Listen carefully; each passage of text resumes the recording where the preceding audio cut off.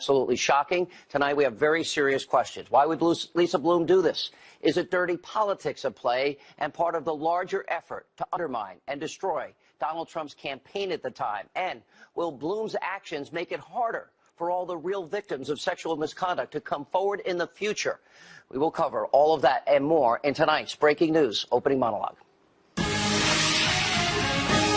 John Solomon's exclusive report is now sending shockwaves all across the country tonight. Here is the headline. Exclusive. Prominent lawyer sought donor cash for 2 Trump accusers. Now, the details from Solomon's report are beyond stunning. Well-known women's rights attorney Lisa Bloom attempted to arrange cash compensation from donors and media outlets for women who came forward or for women who were considering coming forward with allegations of sexual misconduct against Donald Trump in the lead up to the election. Now, The Hill is also exposing that Lisa Bloom's contracts required women to, quote, pay her commissions as high as 33% if she was able to sell their stories to media outlets. In a statement to The Hill, Bloom confirmed that she did secure and attempted to secure these kinds of payments. But Bloom noted that obtaining money was not part of an effort to pressure women to speak out with accusations. Now, Bloom also told The Hill that the money was to be used for relocating clients or for security if they felt unsafe. Now, Bloom also said that she did not contact Hillary Clinton or her campaign, but Bloom refused to tell The Hill about any possible communication she may have had with super PACs tied to Hillary Clinton. And finally, Bloom added that she never encouraged the women featured in the Hill article to say things that they did not believe to be true, and the women, in fact, did confirm that. Now, we've also reached out to Bloom for comment. She responded to our request by attacking John Solomon and claiming that the report is part of a right-wing smear. However, as we have noted, Bloom confirmed all the major parts of this breaking story. Now, this includes Bloom securing money for Trump accuser Jill Harth. Remember, Harth accused Donald Trump of making unwanted sexual advances in the 1990s. He filed a lawsuit against him in 1997. She dropped that lawsuit. Now, this is what The Hill is reporting about Lisa Bloom and Jill Harth, which they have both confirmed. Now, Harth says that, in fact, she did not initially ask Bloom for money, even though her business, she claimed, was suffering from stories about her accusations. At some point later in the relationship, Bloom secured what The Hill described as a, quote, small payment from licensing photos to news outlets. And Bloom also set up a GoFundMe page for Harth. In addition to all that, The Hill is reporting that Bloom arranged for Harth to receive an almost $30,000 payment to help her pay off her mortgage. Jill Harth did tell The Hill that taking the money does not affect the veracity of her accusations. Now, we did reach out to Jill Harth for further comment. She did not answer our request. Now, The Hill also spoke to another woman. Pay close attention to this. She chooses to be anonymous. Now, this woman told The Hill's John Solomon and Allison Spann that she is a friend of Jill Harth's, and she was pressed by Lisa Bloom to go public with her accusations of sexual misconduct against Donald Trump from the 1990s. Now, before we get into those details, it's important to note that this woman supported Trump in 2016 and is friends with people close to the president, including one of his attorneys. Now, the woman stressed to The Hill that no one connected to the president forced her to reveal details about her interactions with Lisa Bloom. The woman says that the reason she chose to speak out about Lisa Bloom is because she was disgusted by the fact that Bloom served as Harvey Weinstein's attorney when the sexual misconduct allegations first surfaced against him. As for the woman and Bloom's interactions, well, this unnamed woman provided text messages, emails that showed that Lisa Bloom had a very strong anti-Trump bias. She also revealed to The Hill that Bloom appeared to have a deadline for her to speak out before the 2016 election. The timeline proves this. And the woman also detailed to The Hill that Bloom initially offered her $10,000 in the form of a donation to her favorite church. And this is where it gets interesting. As the election got closer and closer and closer, and the polls got tighter and tighter, Bloom eventually increased the offer from $10,000 to $50,000 in a personal payment. It then went to $100,000. It then went to $200,000. And then just 2 days, November 6, 2016, 2 days before the election, it went to $750,000. Now, what this means is Lisa Bloom was offering a fortune right before you, the American people, were going to choose who the next president was going to be. The woman said to The Hill that she decided to see, how much money would be offered in the end. Now, Bloom claims the unnamed woman asked for, at one point, up to $2 million. But Bloom said that was a non-starter. Here's the timeline of how all of this played out. Pay close attention. According to The Hill, on November the 4th, Bloom contacted the woman's friend, but the friend didn't put the woman on the phone because she was in a hospital bed. Bloom, according to the report, then took a flight in an attempt to see the woman, all the way in Virginia from California. And the next day, Bloom was able to connect with the woman. And then Bloom allegedly sent this text message. Here's what is quoted in the Hill report. Quote, I am confused because you sent me so many nice texts Wednesday night after my other client wasted so much of my time and canceled the press conference. Bloom texted then on November 5th, 2016, that meant a lot to me. Thursday, you said that you wanted to do this if you could be protected and relocated. I begged you not to jerk me around after what I had just gone through. A little later, she added another text. You have treated me very poorly. I have treated you with great respect as much as humanly possible. I have not made a dime off your case, and I have devoted a great deal of time. It doesn't matter. I could have done so much for you, but you can't stick to your word, even when you swear you will. 2 days before the election, November 6th, when the woman left the hospital, she agreed to sit down with Bloom in a hotel room, and that's where, according to the woman, just 2 days before the election, Bloom offered the whopping sum of $750,000. But the woman still declined to take it. Now, to all of us, this whole thing is beyond stunning. What if it had happened? Now, a logical person can only conclude that this was about politics for Lisa Bloom, at least. Imagine for a second if this story came out on November the 6th, right before the election. Would Bloom have acknowledged that this woman received all that money to tell her story? I doubt it. How would any campaign be able to deal with that and at least have a chance to make their case? Talk about November surprises. This is one, well, that would for the record books. I want to make one thing clear. As you know, if you watch this program regularly, sexual misconduct and abuse are widespread problems in this country. We know it's true. I am the father of a daughter. I have sisters. It scares me. It is morally repugnant when it happens, and it's true. It needs to stop. It has no place in our society. We have said that repeatedly for months on this show. Victims of sexual misconduct deserve to be believed. And also, as we've been saying for months, any person that is accused of this type of behavior and they deny it, they too deserve the presumption of innocence. And I have said that in the case of Democrats and Republicans. Numerous examples which prove people cannot rush to judgment because sometimes innocent people are hurt because the allegations are flat out untrue. Example in point, the Duke lacrosse case. Those kids were innocent, having their lives ruined. Richard Jewell in Atlanta, falsely accused of being the 1996 Atlanta Olympics bomber. He didn't do it.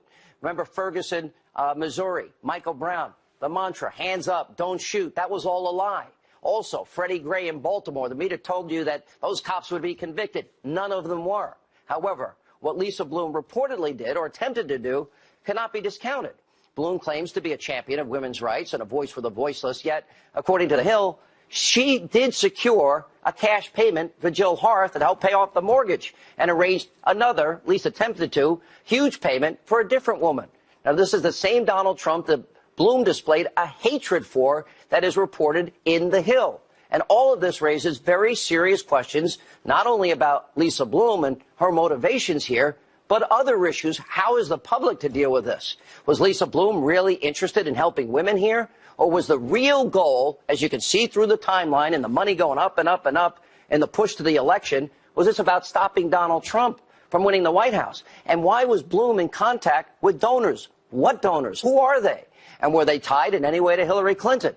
Now, these types of accusations are so serious, this should all be above politics. We asked Fox News legal analyst Greg Jarrett about all of this, and here's what he told us. While it is not illegal to ask someone to donate money for a person to tell a story, it can be a crime if that money is intended to influence someone to lie in a court proceeding.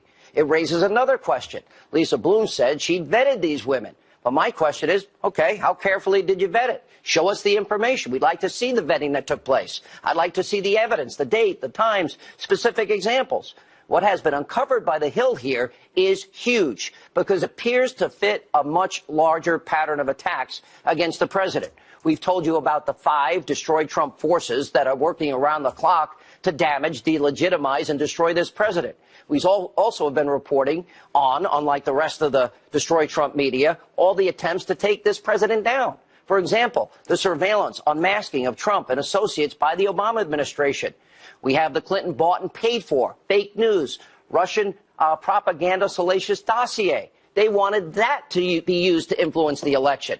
And this week, Fox News obtained the anti-Trump text messages being exchanged between FBI agent Peter Strzok and his FBI lawyer girlfriend, Lisa Page, where they discussed the, quote, insurance policy against Donald Trump winning the election. What was the insurance policy? Then you got the special counsel, Robert Mueller's team. They have been exposed as corrupted, abusively biased, incapable of conducting a fair investigation. And the list goes on, and the Hill article, frankly, raises more questions. Joining us now is the journalist who worked hard, broke this story wide open from the Hill, John Solomon. Let's go through this step by step. You see the timeline from October 14th through November 6th. And the pressure that is being brought to bear now on this woman to go forward becomes astronomical, and the payment gets astronomically high. Walk us through it. Yeah, you know, I never thought I would live today as a reporter where we'd be talking about the sacrosanct, very personal decision of a woman to possibly come forward with allegations of sexual harassment or assault, and it'd be turned into a game of Monty Hall, right? Behind door 1, a month before the election, I have $10,000 for your church. Closer to the election, I have $50,000 for you. Behind door 3, I have $100,000. By door 4, $200,000. 2 days before the election, I have door 5, $750,000. It's an extraordinary thing, and you see this woman struggling. She has personal things she wants to worry about, the security of her daughter, and the more that money creeps up, the more she has to struggle with the decision. Do I take the money? Do I do what I think is best for me? It's an extraordinary story, and I just never thought we'd live to see the day where money was being thrown around like it was some sort of deal-making. You know, we also know Lisa Bloom has a huge bias here. Now, let's go down this imaginary path, because it seems that it could have unfolded before the country. Let's say the $750,000 was paid to this woman. Right. How does the public absorb this, vet this, and what is the likelihood, because we never heard of these payments before, that the public wouldn't have known about the payments? And great question. It's a great question. And Sean, here's one of the things that since the story broke, some lawyers have called me and they raised a question that I hadn't yet contemplated. And that is, if the donor's intention in giving this money to help the woman also was in hopes of influencing the election, it might have been considered or fall under the jurisdiction of campaign donations. So there's a whole other angle to this that we're going to have to report out and talk to lawyers and try to understand. But there's no doubt the election was a deadline given to the women. That is not in dispute. If the donor's intention, if they had been told this might help the election, if you help these women come forward, it could raise some electioneering issues that haven't even yet been raised in the public. All right, let me go down this road too, because I think this is very, very important. I don't know what the answer is, but if this had happened and the public didn't know about the payment, something like this, in my mind, having followed elections my whole adult life, could have changed the result of the election. That's how profound this is. That's why, you know, you don't have an opportunity to vet an accusation like this 2 days before an election, do you? No, that's a very good point. And remember, one of the women who did come forward, she did get something of value. She got her mortgage paid off. So money did change hands. Something did of value occur to one of the accusers. And I can tell you tonight, Sean, I'm still working on this, but this may not be the only path of attempted requests for money. There appears to be another line where an accuser may have sought a job or a investment from Donald Trump before their story of sexual harassment became public. So we're continuing to dig. But if the money was here, you have to start to look. Did it happen other places as well? Some of our reporting indicates that it is. And I think if people tune into the Hill the next couple of days, they may learn some more information. You brought a lot up about the super PACs associated with it in favor of Hillary Clinton. And then there's an outright denial, wouldn't even answer the question if she had talked to them, or we have no idea where this money came from? Yeah, she's very clear. Didn't talk to Hillary Clinton, didn't talk to Hillary Clinton's campaign, didn't talk to the Democratic National Committee. Not going to tell you whether I talked to a super PAC. Now, the text messages, flatly, she did. The woman who didn't come forward but was considering these offers said, hey, we kind of heard if we help Hillary Clinton, there might be a little something for us here. Can you explain what if the Clinton super PACs can help us? And she writes back and said, I just talked to them. They're not willing to pay right now, but I can sell your story. And here, that's another part that, of the equation. Well, didn't she always say that she never got, that she did these pro bono, right? She always did.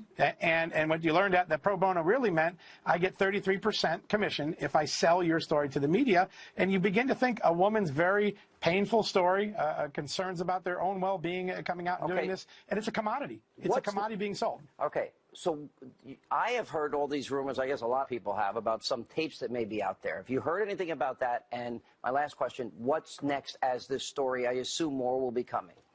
Yeah, I've not been able to corroborate any of the rumors about tapes, and right now we're with a very strong body of evidence, which are these text messages and these women's contemporaneous documents and Lisa Bloom's own admissions. How many text messages, emails do you have total?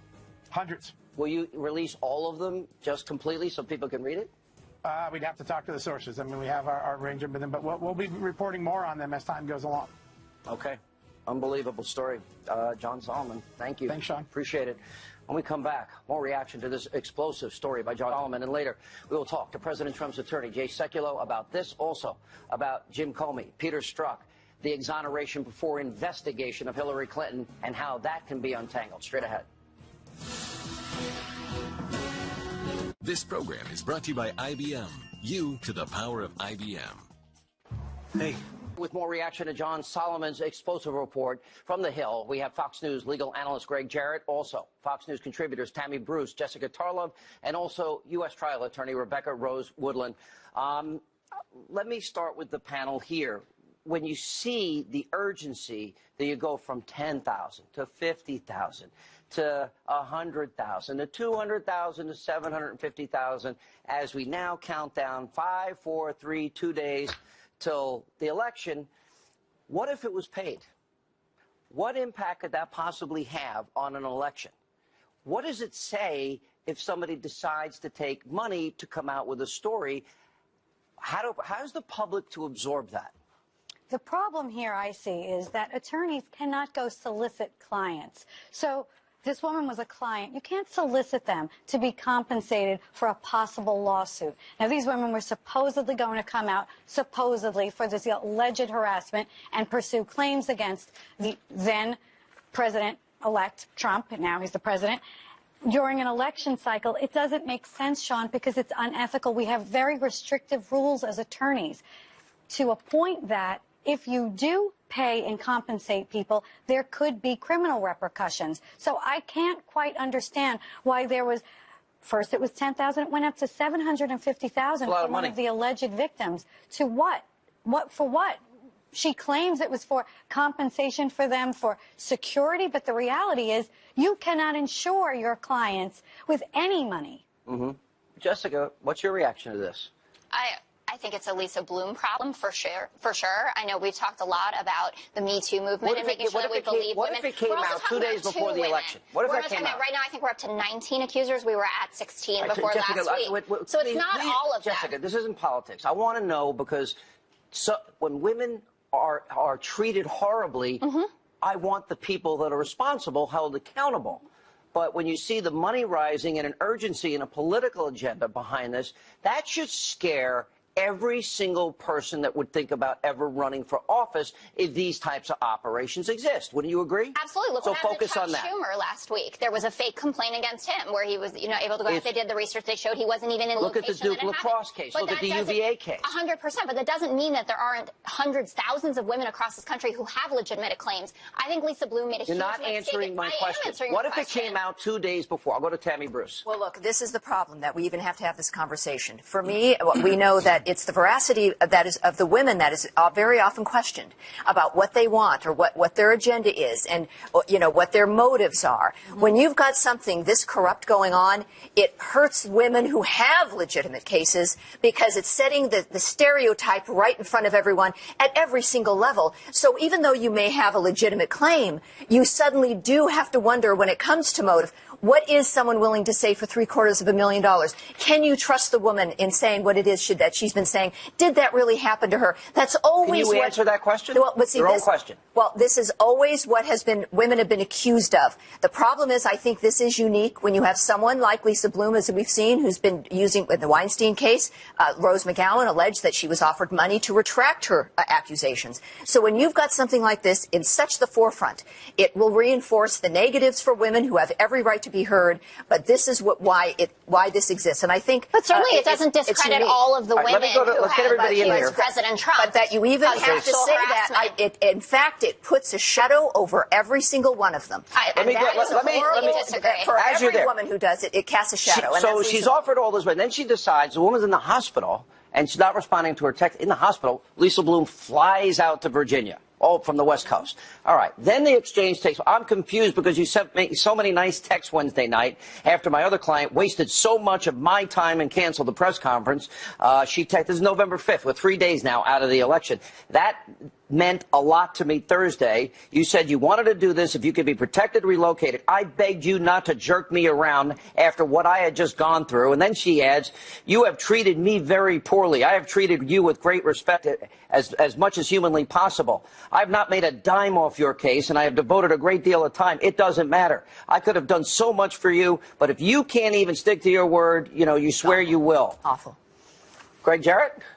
Lisa Bloom does not come out well in all of this. She appears to be driven by political animus to bring down Trump and to make a buck off the whole thing. Now, look, it's not illegal for a donor to pay a person to tell the truth, but if the intent of the donor is to get a witness to lie or embellish a story in relation to a court case like sexual misconduct, there's no evidence of that. But wait a minute. But Greg, there's no evidence, too, that they really cared about veracity. For example, Greg, is there a big difference between a tabloid newspaper that pays for stories, the way the public views them in terms of credibility, versus a news organization which should not ever take money? I know they pay for pictures, a backdoor way to pay people sometimes, but it's really a difference, right? We know that these tabloids pay. Yeah. Sometimes they're right, sometimes they may not be. They don't have the same standards as a real news organization, right? That's right.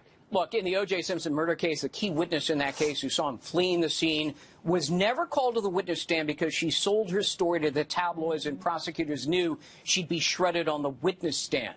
But news organizations, it's even worse. And the worst witness against Lisa Bloom is her own client who said, you just want me to bury Trump. For what? For personal gain. All right. Greed.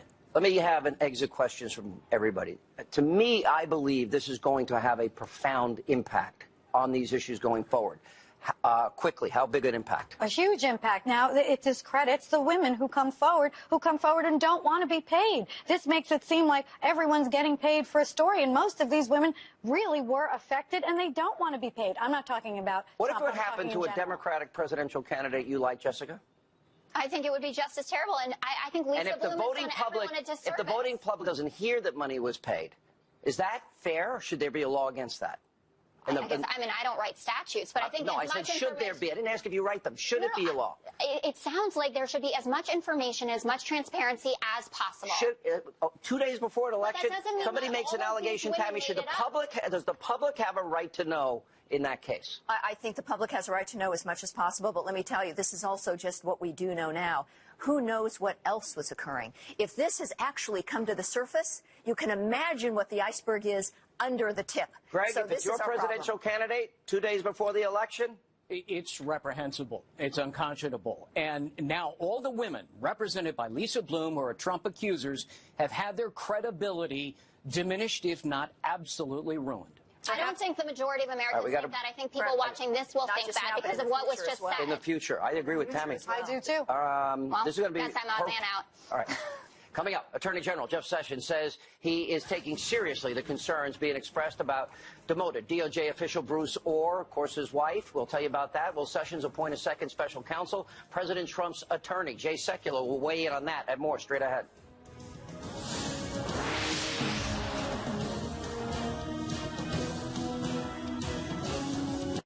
Hey. Hey, man. Senator Marco Rubio agreed to support it once the child tax credit was increased for working families. Tennessee Senator Bob Corker has also announced his support for the bill. He voted against the initial Senate bill because it increased the deficit. The final version of the House-Senate conference bill lowers the top individual tax rate from 39.6% to 37%, and it cuts the corporate tax rate from 35% to 21%. The bill does not repeal the estate tax. Under the tax plan, individuals will no longer be required to buy health insurance or face a penalty. The House could vote on this bill as soon as Tuesday, and the Senate sometime later in the week. If news breaks out, we'll break in. I'm Trace Gallagher. Now back to Hannity.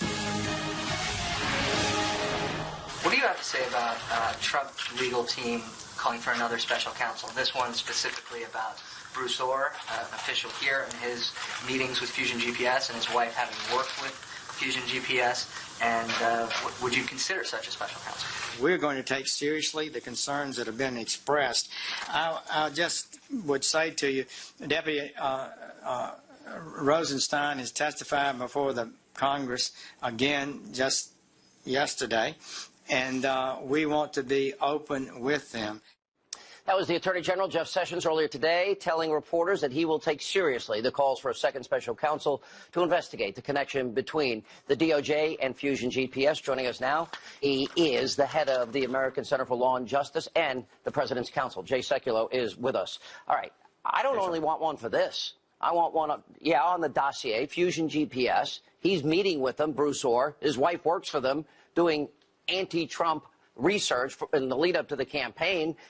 What about the fix being in with James Comey and Peter Strzok? Peter Strzok and Lisa Page, both anti-Trump, pro-Hillary. That would reopen the entire email investigation because they exonerated before they investigated. And then I'm not even talking about Uranium One and surveillance and unmasking, Jay. How about all of this needs to be investigated?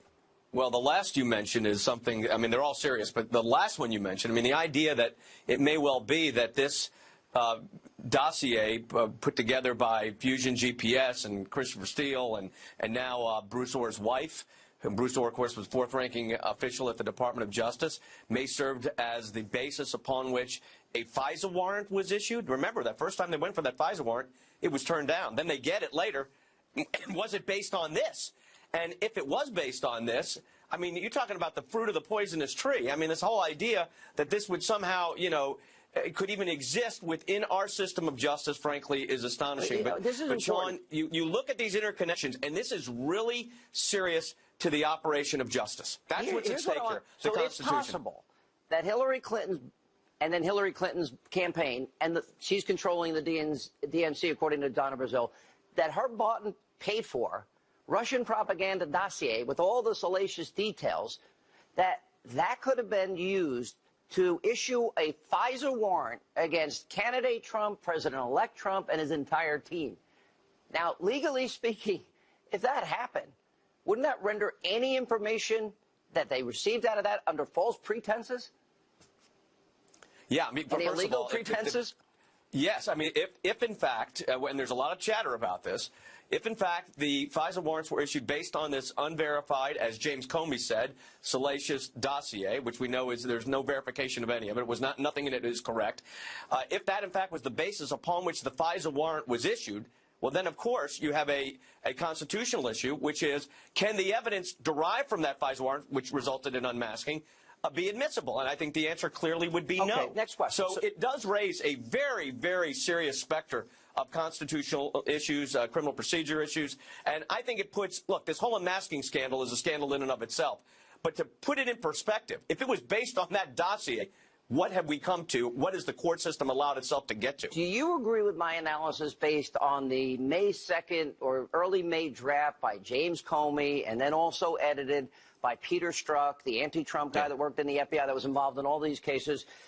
Does that in any way, the fix being in before they investigated, even talk to Hillary or witnesses, that sounds to me like obstruction of justice by James Comey. They granted immunity. They granted immunity to witnesses, and this exoneration letter was written before they interviewed the witnesses that were granted immunity. So go figure that out. What prosecutor does that? And then if you look at the actual, and we broke this out, Sean, if you look at what was drafted by James Comey and his draft, and that was edited by Peter Schrock and others.